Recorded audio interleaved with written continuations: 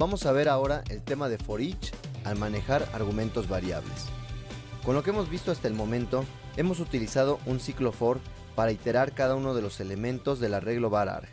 Sin embargo, existe una notación simplificada utilizando el ciclo for each, el cual podemos utilizar para iterar arreglos o colecciones.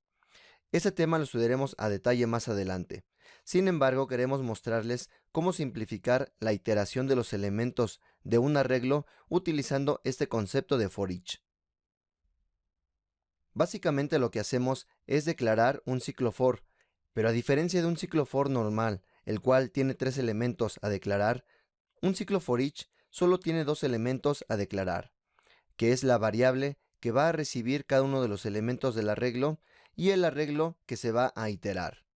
Todo lo anterior es el mismo código excepto este ciclo for. Así que podemos observar que declaramos por un lado la variable que va a contener cada uno de los elementos y posteriormente el arreglo que vamos a utilizar para iterar cada uno de estos elementos. Y finalmente mandamos a imprimir cada uno de los elementos del arreglo, apoyándonos precisamente de la variable que contiene cada uno de los elementos.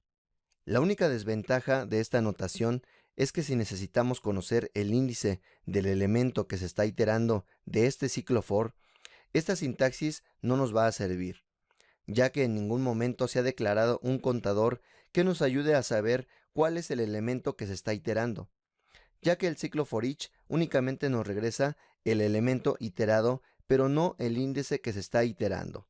Ese sería el único inconveniente a tener en cuenta, pero por lo demás vemos claramente cómo la sintaxis es más limpia y menos propensa a errores, ya que no necesitamos declarar varios elementos para iterar un arreglo, por lo que es más simple y más seguro utilizar esta notación para recorrer los elementos de un arreglo.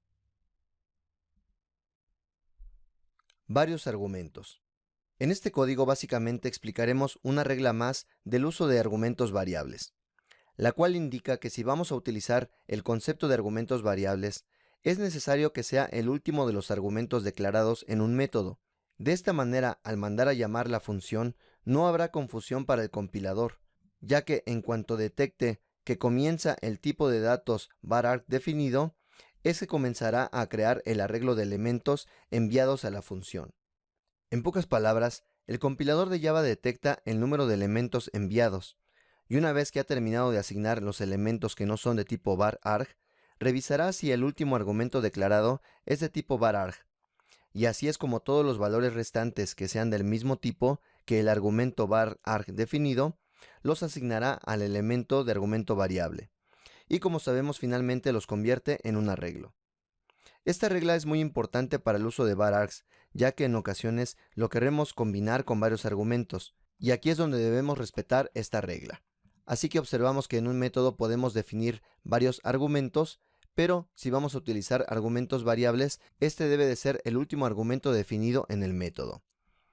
Y posteriormente, cuando utilizamos este método, proporcionamos los argumentos, y una vez que ya hemos terminado de proporcionar los argumentos de inicio del método, en este caso un string y un booleano, los siguientes valores corresponderán al tipo del argumento variable.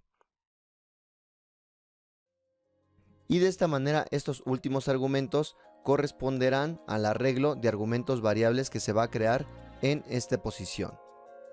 A continuación vamos a crear un ejercicio para poner en práctica cada uno de estos ejemplos.